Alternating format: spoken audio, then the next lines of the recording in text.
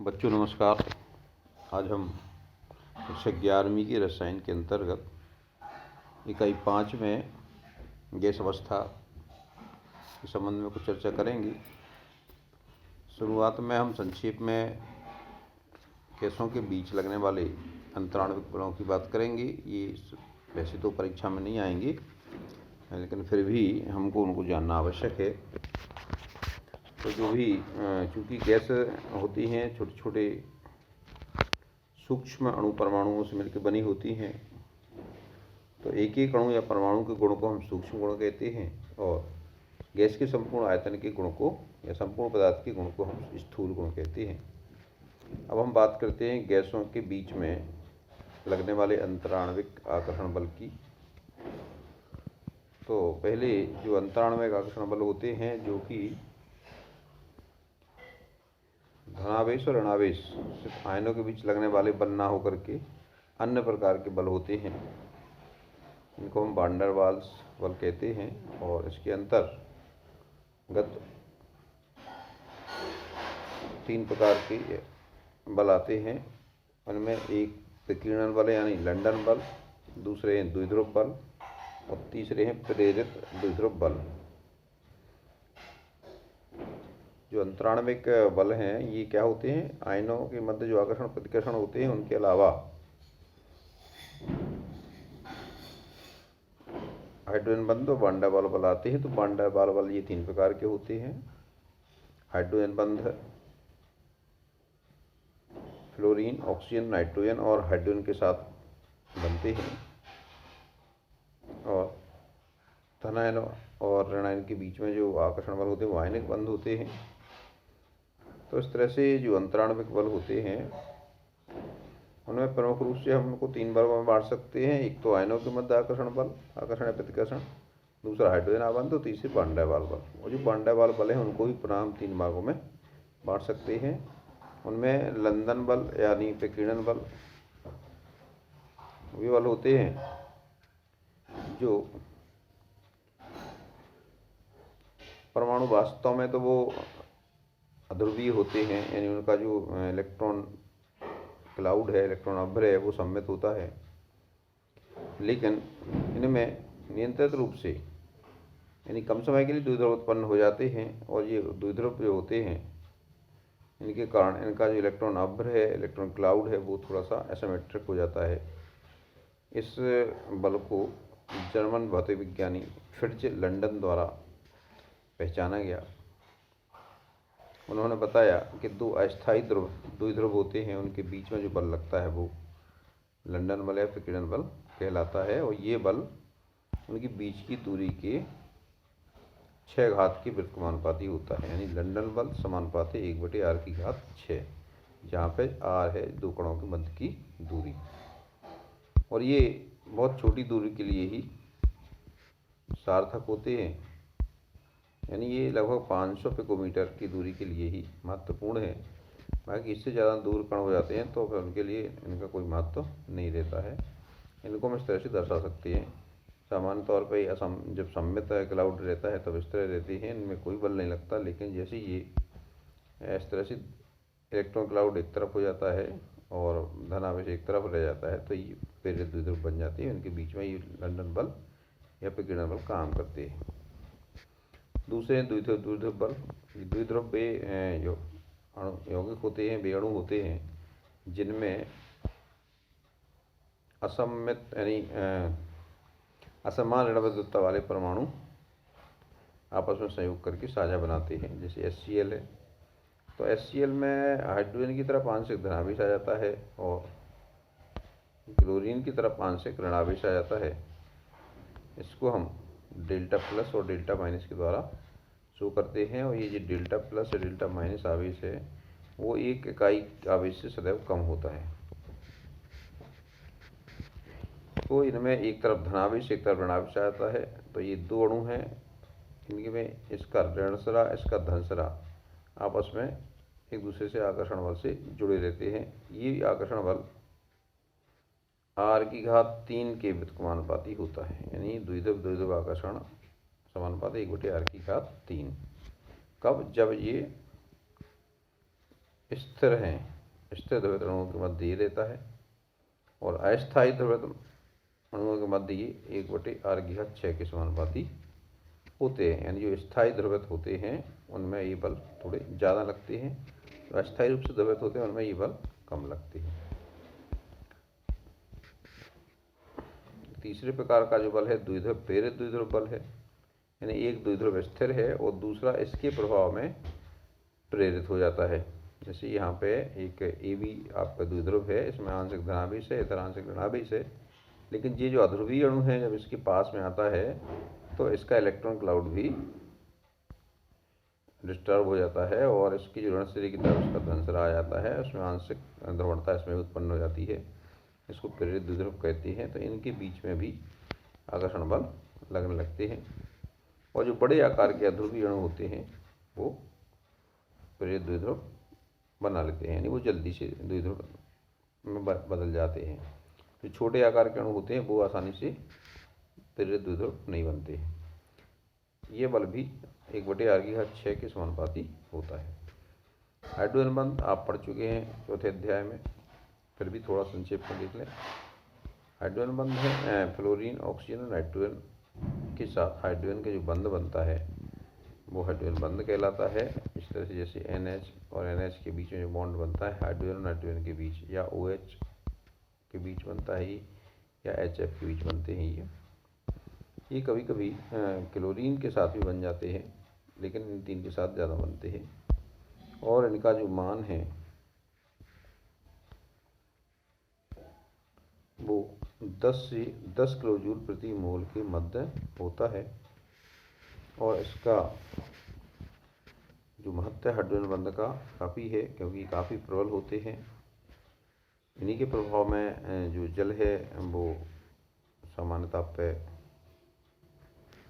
द्रवावस्था में रहता है। इसकी जो उच्च विशिष्ट ऊष्मा है ये इसके कारण ही है। DNA, RNA आदि जो जैविक अणु होते हैं बड़े बड़े, उनमें भी हाइड्रोजन बंध महत्वपूर्ण स्थान रखता है। इस तरह से ये बहुत काफ़ी महत्वपूर्ण है। अब बात करते हैं अपन ऊष्मीय ऊर्जा की। तो जो तत्व होते हैं, जो खासकर गैसें होती हैं, इनमें जो गति होती है वो उसकी ताप पर निर्भर करती है। यानी ये जो ऊर्जा है वो ताप से उत्पन्न होती है, ताप के कारण उत्पन्न होती है, गति के कारण उत्पन्न होती है। और जितना ज़्यादा ताप होता है गति उतनी ज़्यादा होती है। यानी गति के कारण ताप उत्पन्न होता है, और ये भी कह सकते हैं कि ताप के कारण गति उत्पन्न होती है। द्रव्य के कणों की औसत गतिज ऊर्जा का माप उसकी ऊष्मीय ऊर्जा कहलाती है, और यही ऊर्जा उनके एक स्थान से दूसरे स्थान में गमन के लिए उत्तरदायी होती है। इसलिए हम इसको ऊष्मीय गमन भी कहते हैं। और इसकी जो मात्रा है वो इस तरह से, ये देखिए, अंतराणु का न्यून क्रिया यानी अणुओं के बीच का जो आकर्षण है वो इस दिशा में बढ़ता है। यानी गैस में सबसे कम आकर्षण रहता है, द्रव में थोड़ा और ज़्यादा, और ठोस में ज़्यादा आकर्षण होता है। और जबकि ऊष्मीय ऊर्जा ठोस में कम होती है, द्रव में थोड़ी और ज़्यादा, गैस में और अधिक होती है। ये इस क्रम में बढ़ती है। अवस्था के निर्धारण में ये दोनों अन्योन्य क्रियाएं महत्वपूर्ण होती हैं, इनका ही प्रभाव रहता है। यानी कोई पदार्थ गैस हो या ठोस हो या द्रव हो, क्या हो, ये इस पर ही निर्भर करता है, दोनों पे, कि उसका ताप कितना है और उनके बीच में अंतराणुक बल कितने लगते हैं। जैसे आपने पढ़ा होगा, जब गैसों को द्रवित करते हैं तो किसी गैस को हम एक अत्यधिक संपीड़न के द्वारा ही द्रवित नहीं कर पाते हैं, उसका हमें ताप भी कम करना पड़ता है, और एक निश्चित ताप से ऊपर किसी गैस को द्रवित नहीं किया जा सकता। वो गैस के लिए क्रांतिक ताप कहलाता है। जब हम ताप को क्रांतिक ताप से कम कर पाते हैं तभी संपीड़न द्वारा उसको द्रवित किया जा सकता है। इस तरह से ये दो कारक महत्वपूर्ण हैं। आइए हम बात करते हैं गैस अवस्था की। जैसा कि गैस हम जहाँ रहते हैं, जो पृथ्वी के चारों ओर से घेरे हुए है वायुमंडल, और उसकी जो सबसे नीचे की जो परत है वो क्षोभमंडल यानी ट्रोपोस्फीयर कहलाती है। इसमें ही जीवन है। और ये जो गैसें हैं वो पृथ्वी के गुरुत्वाकर्षण बल के प्रभाव में पृथ्वी के पास में बनी रहती हैं। ओजोन परत का नाम आपने सुना ही होगा, ओजोन परत भी इसका एक अंग है और ये अल्ट्रावायलेट जो रेज हैं उससे हमारी रक्षा करती हैं। ये वायुमंडल हमारे लिए यानी हमारे जीवन के लिए अत्यधिक महत्वपूर्ण है। अब हम वायु यानी गैसों के लक्षण की बात करें तो जो गैसें होती हैं वो अत्यधिक संपीड्य होती हैं, उनको यानी बहुत ज़्यादा दबाया जा सकता है। गैसें सभी दिशाओं में समान दाब प्रेषित करती हैं, यानी हम किसी बॉक्स में या किसी डिब्बे में गैस को भर देंगे तो वो ऊपर नीचे आगे पीछे सब जगह समान दाब दर्शाएंगी। ठोस और द्रव की तुलना में गैस का घनत्व बहुत कम रहता है। आयतन तथा आकृति भी इनकी अनिश्चित रहती है। आयतन तो हम उसको किसी गैस को जितने बड़े पात्र में रख देंगे पूरे पात्र में वो गैस फैल जाती है। और जहाँ तक बात आकृति की है तो आकृति भी जिस आकृति का बर्तन आप लेंगे जिसमें भरेंगे उसी की आकृति ग्रहण कर लेती है। और इनको गैसों को विलय करने में भी कोई अलग से हमें यांत्रिक बल नहीं लगाना पड़ता है। इन गैसों को हम किसी भी अनुपात में मिला सकते हैं, यानी ये गैसें बिना किसी यांत्रिक बल के प्रयोग के प्रत्येक अनुपात में मिश्रित हो जाती हैं। अब हम आगे इसमें जो अध्ययन करेंगे इसमें हम एक आदर्श गैस की कल्पना करते हैं और जो नियम लागू करेंगे वो आदर्श गैस के लिए लागू करेंगे। तो आदर्श गैस ऐसी काल्पनिक गैस है जिसमें अंतराण्विक आकर्षण बल शून्य होता है, यानी इनके अणुओं के बीच में कोई आकर्षण नहीं होता है। दूसरा, अणुओं का जो वास्तविक आयतन है गैस के कुल आयतन की तुलना में नगण्य होता है, यानी जो गैस के अणु परमाणुओं का जो वास्तविक आयतन है वो गैस द्वारा घेरे गए आयतन की तुलना में नगण्य होता है। ये दो कल्पनाएं लेकर के हम आगे कुछ नियमों का अध्ययन करेंगे। और जो गैस की अवस्था को निर्धारित करने वाले जो पद हैं, जो फलन हैं, वो अवस्था फलन कहलाते हैं। और ये एक प्रकार से स्थूल फलन हैं, जैसे दाब है, आयतन है, ताप है, द्रव्यमान है। ये गैस के स्थूल गुण हैं, यानी जितनी मात्रा में दी गई है उस पूरी मात्रा का गुण होता है दाब, आयतन, ताप और द्रव्यमान।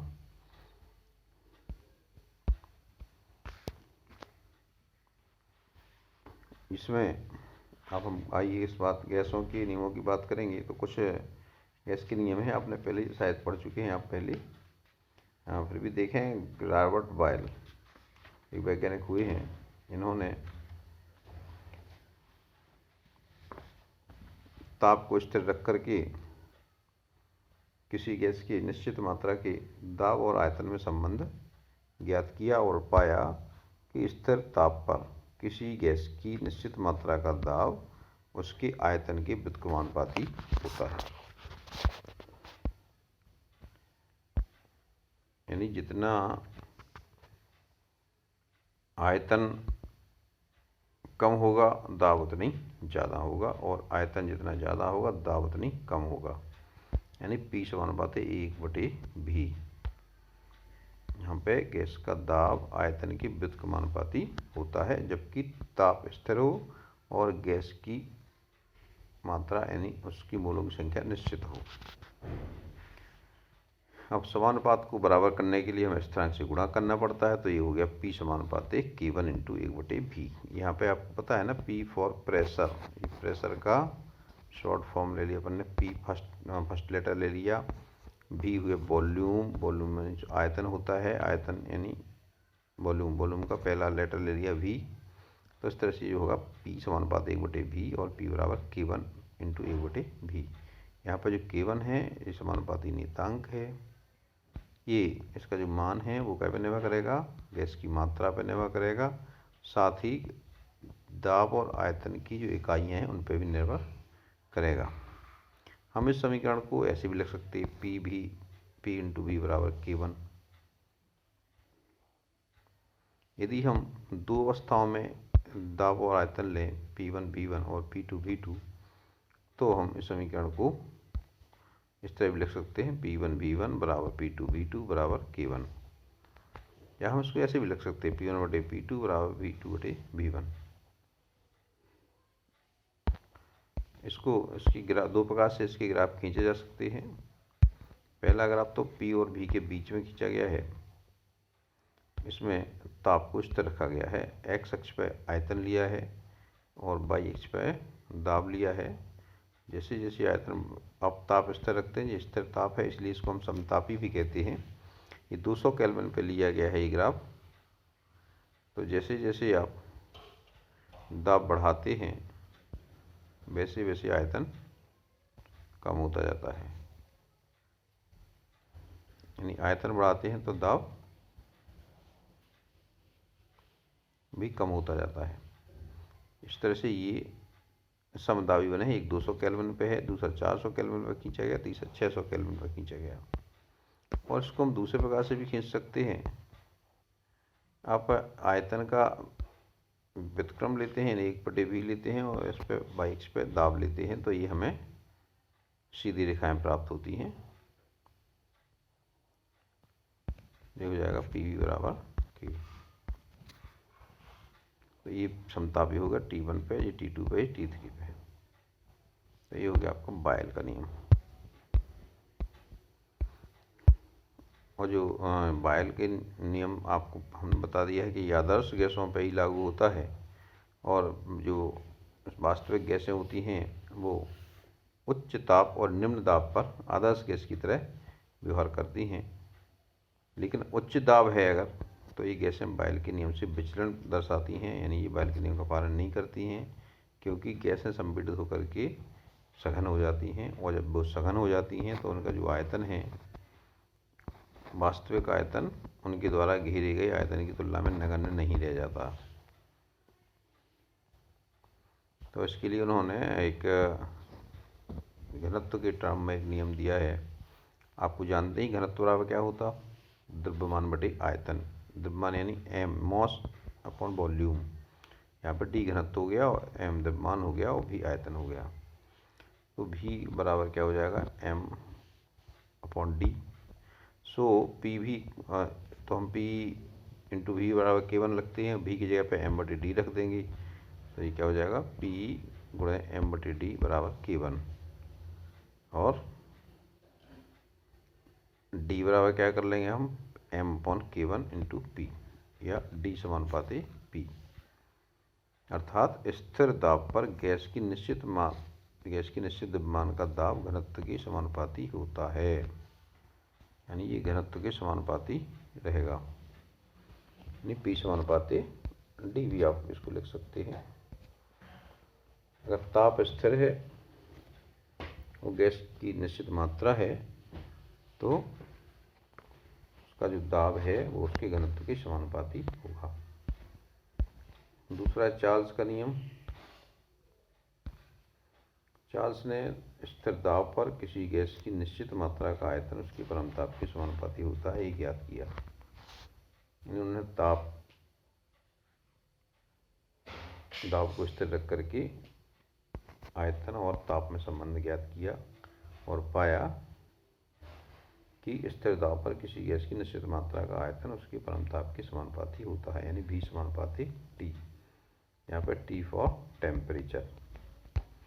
और V बराबर K2 इंटू T। यहाँ पर K2 स्थिरांक है, इसका मान भी गैस की मात्रा और आयतन तथा ताप की इकाइयों पर निर्भर करेगा। यदि हम दो अलग अलग अवस्थाओं में गैसों के आयतन को V1 और V2 माने और ताप को T1 और T2 माने, तो ये संबंध ऐसा भी लिखा जा सकता है, V1 बटे V2 बराबर T1 बटे T2।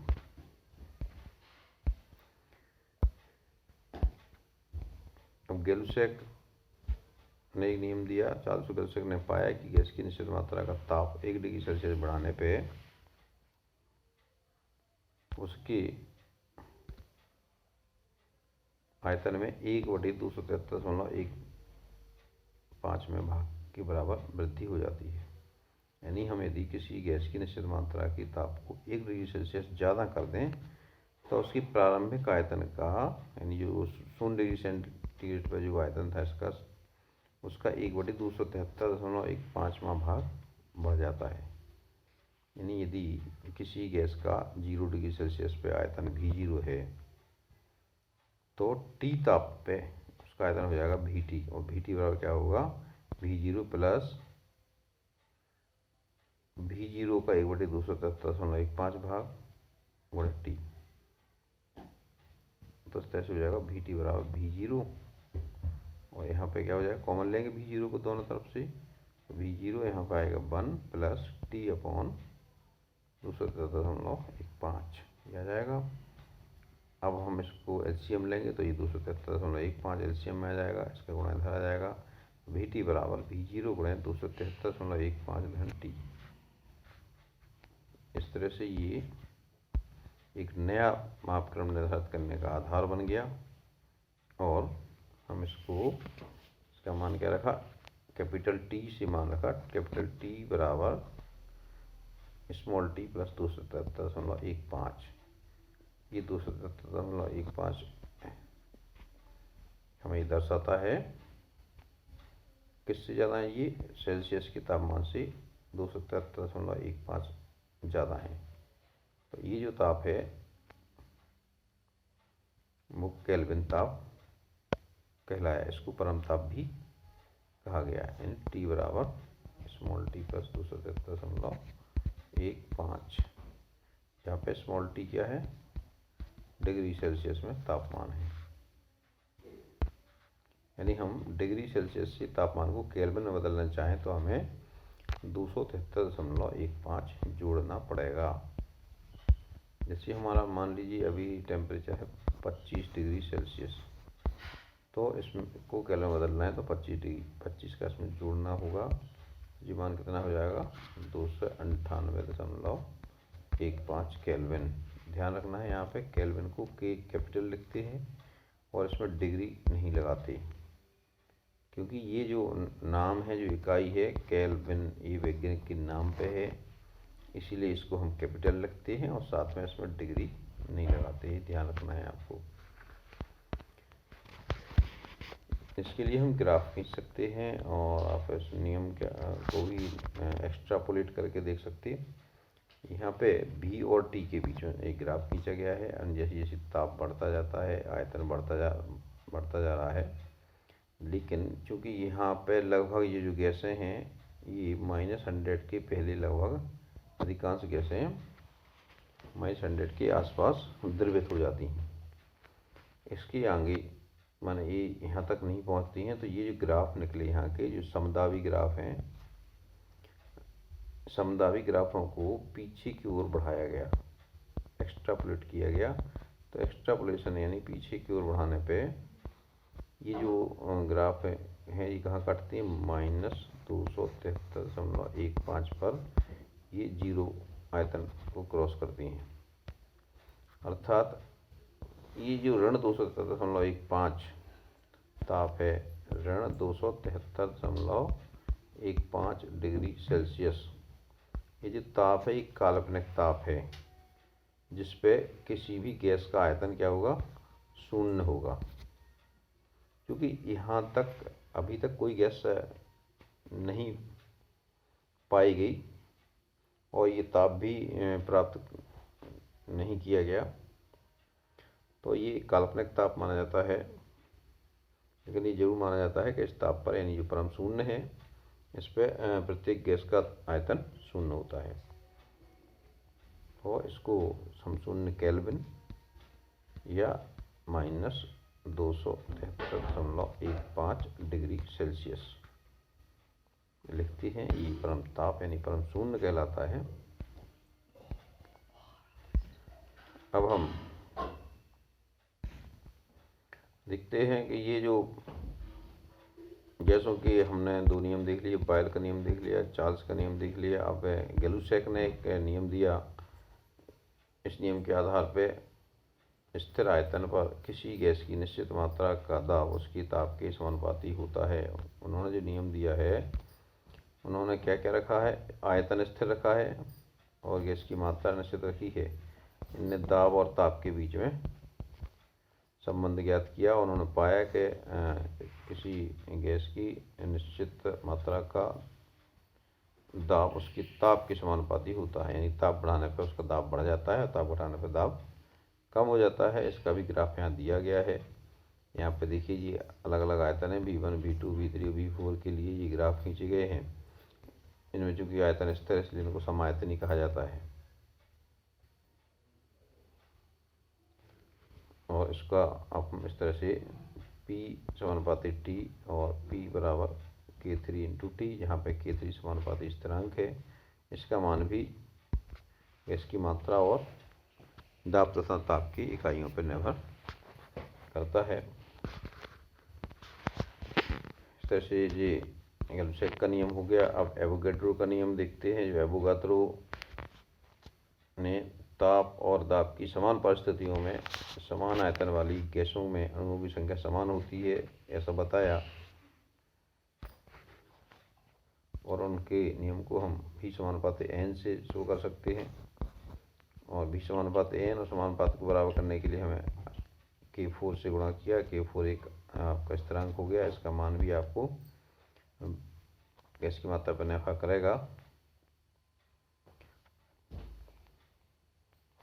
और इसमें एवोगैड्रो ने एक और नियम दिया था, आपने छोटी कक्षा में पढ़ा होगा, आपने पहले अध्याय में ही पढ़ा होगा।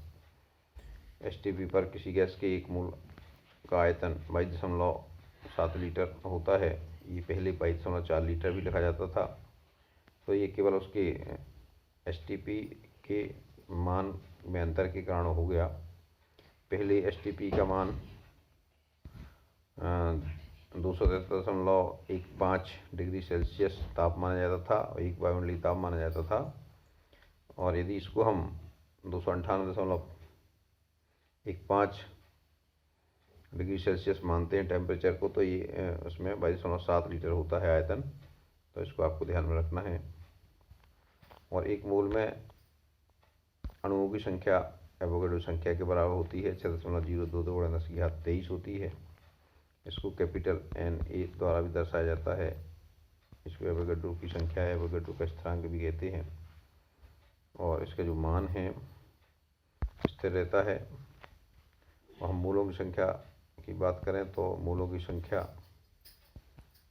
को हम m/M द्वारा दर्शा सकते हैं, जहाँ पे m गैस की मात्रा है और जबकि M गैस का मूलर आयतन है।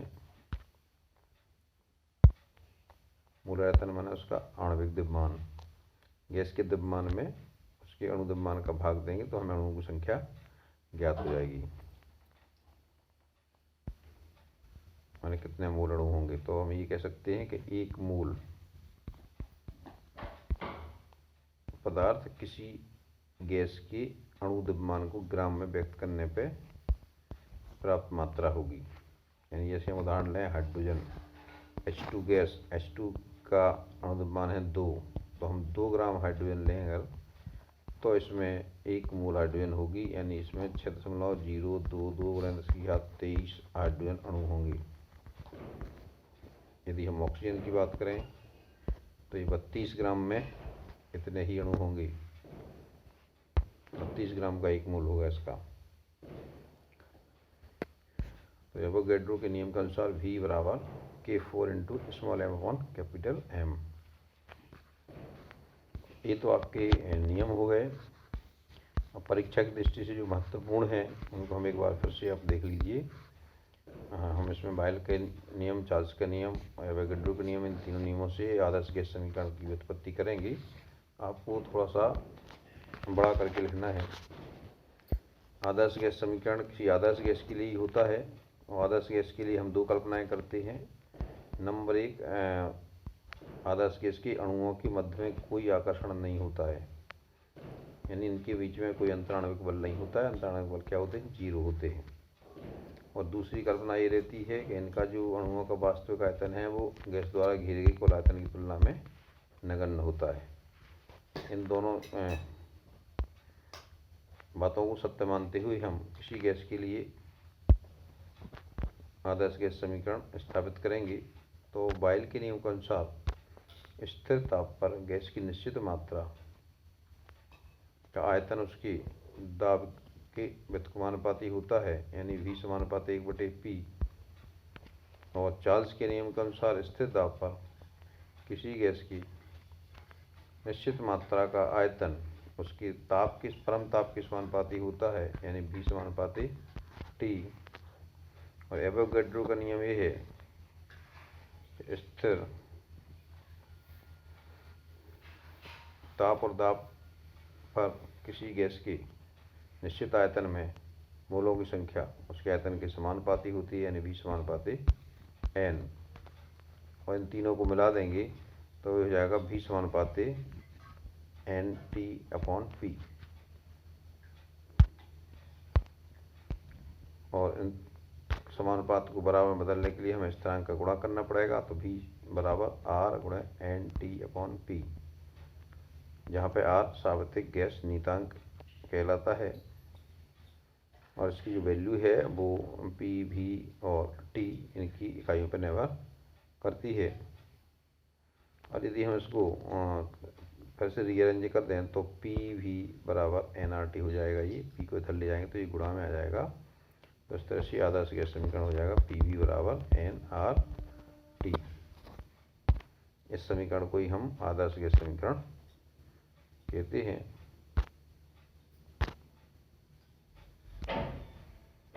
आदर्श गैस समीकरण में P दाब है, V आयतन है, R सार्वत्रिक गैस नियतांक है, N मोलों की संख्या है और T परम ताप है। और से हम R की वैल्यू निकालना चाहें तो इस तरह निकाल सकते हैं, R बराबर PV/NT। यहाँ पर P का मान रख दीजिए 10⁵ पास्कल है, V का मान 22.71 लीटर है 1 कप के लिए, 1 मोल के लिए है। अपने N बराबर 1 मोल लिया है और T बराबर है 270.15 केल्विन। जब इसको हल करते हैं तो हमें एक प्राप्त होता है मान कितना, 8.314 पास्कल घन मीटर प्रति केल्विन प्रति मोल। इस तरह से ये आपका हो गया आदर्श गैस समीकरण।